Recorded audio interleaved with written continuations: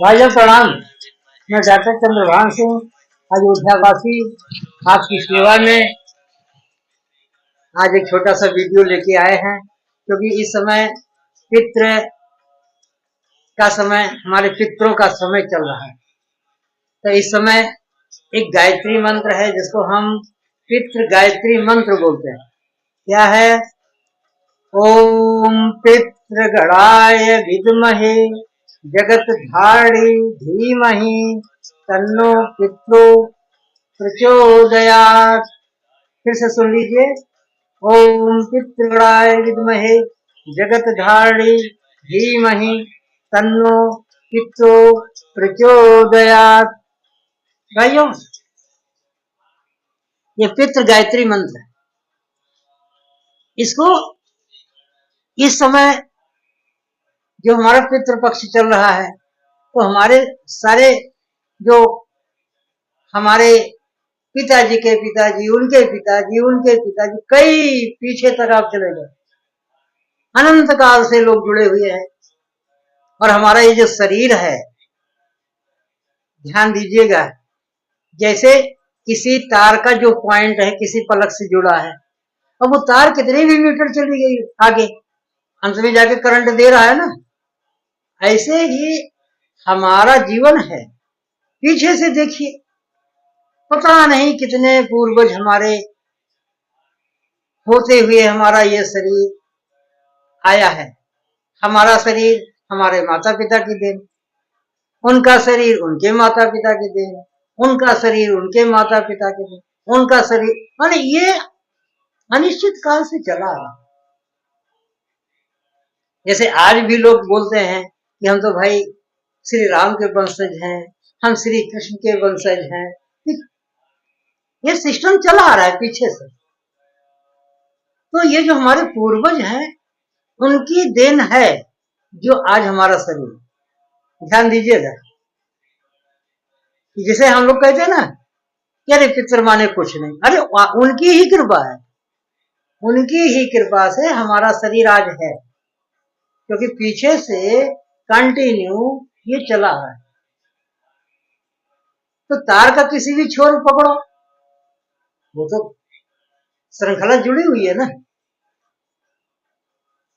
है? तो हम लोग अपने पूर्वजों के ऋणी, जैसे अभी शुरू में देखो, हम अपने माता पिता के ऋणी हैं। कैसे? उन्होंने हमें पाला पोसा, पढ़ाया लिखाया, शादी ब्याह किया, बड़ा किया, ज्ञानी बनाया, विज्ञानी बनाया, पंडित बनाया, ज्योतिषी बनाया। तो हम उनके ऋणी हैं। अगर वो हमारा सहयोग ना करते, हमें आगे बढ़ाने में हमारा सहयोग ना करते, हमें किसी अच्छे स्कूल में ना डालते, आगे हमारा ध्यान ना रखते, तो आज हम जो मौके पर हैं वो नहीं हो सकते थे। तो माता पिता की बहुत बड़ी कृपा, इसी तरह से उनके माता पिता की कृपा, उनके माता पिता हमारे माता पिता का भी देख रेख की। और हम अगर जीवित रहे, हमारे बाबा दादा जो जीवित अवस्था में थे, तो बाबा लोग अपने नाती नतनी का ज्यादा ध्यान रखते हैं, इसलिए हम उनके भी ऋणी हैं। अब उनके बाबा दादा जो नहीं हमने देखा, तो एक दूसरे का ऋण जो है एक दूसरे के साथ जुड़ा हुआ है। ध्यान दीजिएगा। तो हमारा फर्ज बनता है कि हम अपने पूर्वजों की जो धरोहर है, उन्होंने हमें धन दिया, बल दिया, सुंदरता दी, और आज वो नहीं है, तो जो हम उनकी आत्मा है, हमारी आत्मा है, वो कहीं ना कहीं एक दूसरे के टच में है। ठीक है। तो अब हमारे जो यहाँ विशेष ध्यान देने की बात यह है कि जो हमारे पूर्वज के समय के ऋषि मुनि थे, बड़े बड़े ब्राह्मण विद्वान, बड़े बड़े संत महात्मा, उन्होंने अपने पूर्वजों का श्राद्ध किया, तर्पण किया। यहाँ तक कि भगवान श्री राम ने भी श्राद्ध तर्पण किया, यहाँ तक कि श्री कृष्ण जी ने भी श्राद्ध तर्पण किया, और बड़े बड़े ऋषि मुनि संत महात्मा, इनका वेदों में भी वर्णन है श्राद्ध तर्पण का। ऐसे नहीं। तो हमारे इतने इतने बड़े ऋषि मुनियों संतों ने जब ऐसी बात कही तो हम उसको नकार नहीं सकते। ये सिद्ध है कि हमारे पूर्वजों की जो आत्माएं हैं वो हमसे कुछ न कुछ लेने के लिए आती है, मांगने के लिए आती है, वो हमसे आशा रखती है। अब हमारा एक फर्ज बनता है, हमारे ऋषि मुनियों ने, संतों ने, विद्वानों ने सिर्फ 16 दिन का टाइम उन्होंने दे दिया है कि भाई साल में ये 16 दिन का समय पितरों का रहेगा। टाइम फिक्स कर देते हैं। टाइम फिक्स करने का मतलब क्या है कि उस टाइम पर हम लोग उनका याद करते हैं। जैसे मान लीजिए रक्षाबंधन आ गया है, हमें किसकी याद आती है? अपनी बहन की याद आती है। ठीक है। सावन का महीना आ गया, हम किस देवता पर ध्यान देते हैं? भगवान शंकर पर ध्यान देते हैं। नवरात्र शुरू हो गया, हम किस देवता का ध्यान देते हैं? माँ दुर्गा का ध्यान करते हैं। ऐसे सबके हैं, ऐसे सभी देवी देवताओं के हैं, ऐसे हमारे रिश्तों के भी हैं। Mother day, father day, sister day, teacher day, ऐसे डे बनाए गए हैं। ऐसे ही हमारे मुनियों ने, संतों ने, ऋषियों ने, हमारे पूर्वजों ने ही ये 16 दिन का समय 16 दिन का समय पितरों के लिए रख दिया। अब हमारा फर्ज बनता है, अगर हम कोई गलती करते हैं तो हमारे मम्मी पापा डांटते हैं। कभी कदार तो जब छोटे थे तो डर लगा रहता है कभी थप्पड़ न जड़ दे, तो हम लोग क्या करते थे?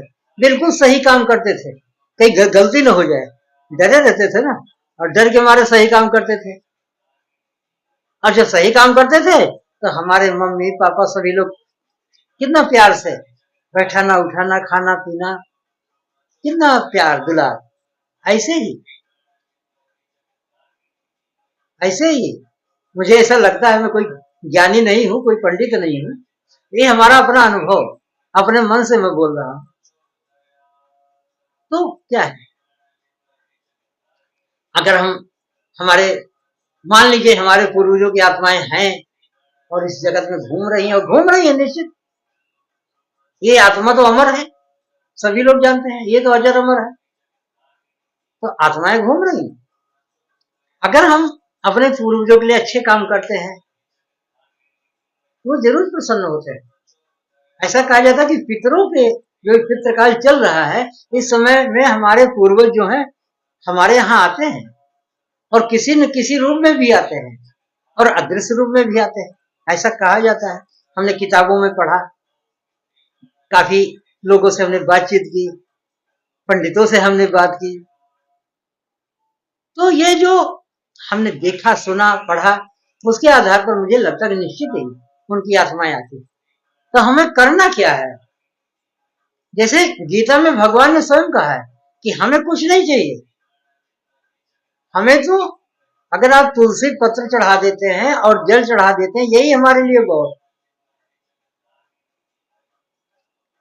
भगवान श्री कृष्ण विदुर के यहाँ गए और प्रेम में इतने विह्वल थे वो केले का छिलका खा गए, और विदुरानी इसको पता नहीं लगा, उन्होंने केला तो खुद खा गई और केले का छिलका भगवान को दे दिया, भगवान खा गए, उनको पता ही नहीं। प्रेम में भगवान श्री राम ने जूठे बेर, भिलनी के जूठे बेर खा गए। ये प्यार है, ये प्रेम है, ये श्रद्धा है, ये भक्ति। बस क्या है कि जैसे हम प्रत्यक्ष हमारे माता पिता हैं, हम उनको प्रसन्न करने के लिए अच्छा काम करते हैं, संभल के रहते हैं, प्यार से बोलते हैं, ऐसे ही हमें कुछ नहीं करना। एक लोटा जल ले लिया और सिर्फ जल चढ़ा दिया दक्षिण मुंह करके, क्योंकि दक्षिण मुंह जो है हमारे पितरों का माना गया है, दक्षिण मुंह करके उनको चढ़ा दिया। अगर कुछ है, कैपेसिटी है, तो हम उनको, जैसे कि ये देखिए, मैं गंगा जल लेके आया हूं, गंगा जल, तो जो जल चढ़ाते हैं तांबे के लोटे में जल ले लीजिए, और ये आप एक चम्मच इसको डाल दीजिए, तो गंगा जल हो गया। ठीक है, उसी में थोड़ा से ये थोड़ा चावल डाल दिया, मैं चावल लेके आया हूँ, और देखिए थोड़ा सा जौ डाल देते हैं, ये जौ मैं जो आज ही लेके आया, ये इसी में थोड़ा सा काला तिल, ये है, ये काला तिल, ये काला तिल है इसके अंदर। ये 3-4 चीजें उसके अंदर डाल दो। सफेद चीजें ज्यादा डाली जाती हैं उसमें, हो सके तो कच्चा दूध भी डाल दो और दक्षिण मुंह करके ओके उनको चढ़ा दो और उनसे विनती कर लो, एक हमारे पितृगण हमें माफ करना, हमसे कोई गलती हुई हो तो हमें जरूर माफ करना, और इस तरह से उनसे माफी मांग लो और उनको चढ़ा दो ये चीजें। वो आपके भाव को देख के, आपके समर्पण को देख के, आपके समर्पण भाव को देख के प्रसन्न हो जाएंगे। आप इसका फायदा क्या है मैं बताऊं? कलह कलेश परेशानी उलझन टेंशन, घर के अंदर गरीबी, तरह तरह के भूत प्रेत का तांडव, सामानों का नुकसान हो जाना। अगर ऐसा होता है तो इसे कहते हैं कि हमारे पितृगण नाराज हैं। तो अब उनकी खुशी को बदलने के लिए छोटा सा उपाय है, आप 10 दिन 15 दिन उनको जल चढ़ा दो। ये सामान डाल के, नहीं सामान है ना सही, एक भाव प्रकट करो, वही केवल जल चढ़ा दो, हाँ केवल जल चढ़ा दो। और लास्ट में अगर किसी पंडित के थ्रू, किसी पंडित के माध्यम से आप पिंडदान करते हो और अच्छी बात है, नहीं तो अपने से ही कुछ जो हो सके चढ़ा दो। जो भी घर में बनाया है, पूड़ी है, खीर है, जो भी मिक्स करके उसका हवन कर लो, अपने पितरों का ध्यान करके। सब हमारी यही कैपेसिटी है, हम आपके हाथ जोड़ते हैं, पितृ देवता हमें माफ करो, घर में सुख शांति दो, कला कलेश दूर करो, गरीबी दूर करो, निश्चित ही दूर होगा। पितरों को शांत करना बहुत जरूरी है।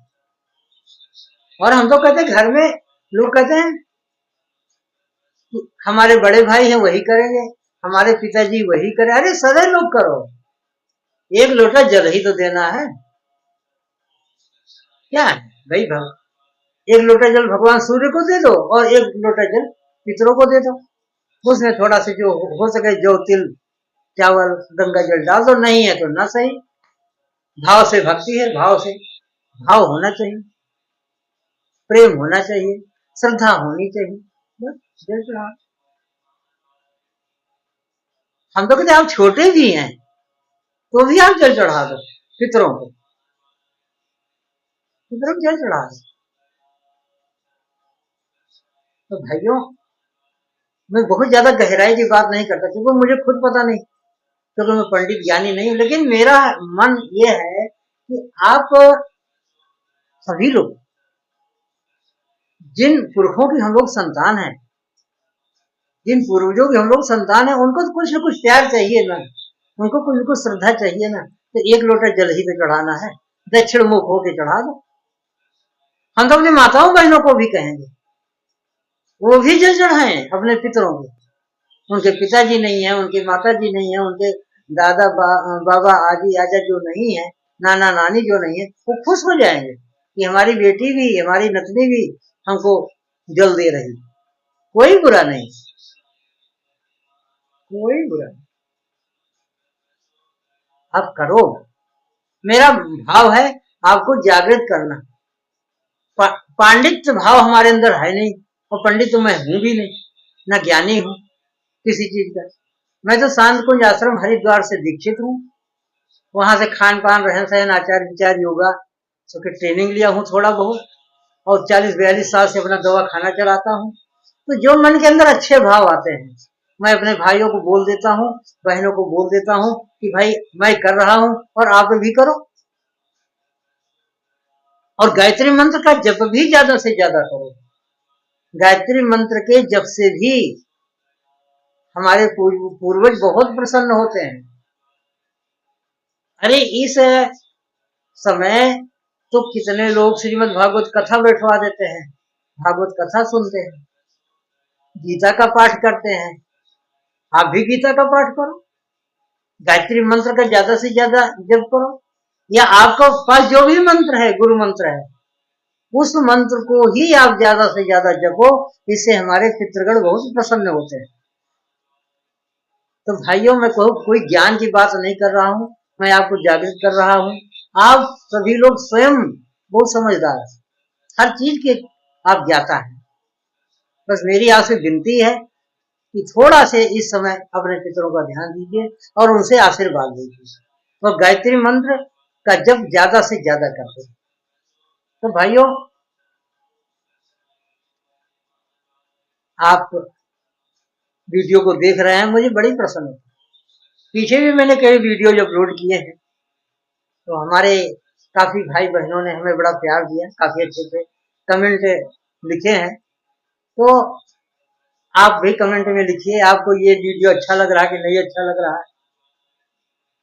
नहीं अच्छा लग रहा तो भी कमेंट करिए, अच्छा लग रहा तो भी कमेंट करिए, और इसको शेयर करिए, लाइक करिए, चैनल को सब्सक्राइब करिए। ठीक है, चैनल का नाम है मैजिकल गोल्डन थॉट्स 44। मेरा नाम है डॉक्टर चंद्रभान सिंह, अयोध्या वासी। मेरा फोन नंबर है 88,724,14,431, 88,724,14431। आप हमसे हिंदी में या इंग्लिश में बात कर सकते हैं। बात करिए, निसंकोच बात करिए। फिर मिलेंगे किसी अन्य अच्छे वीडियो के साथ। तब तक के लिए जय जय श्री सीताराम।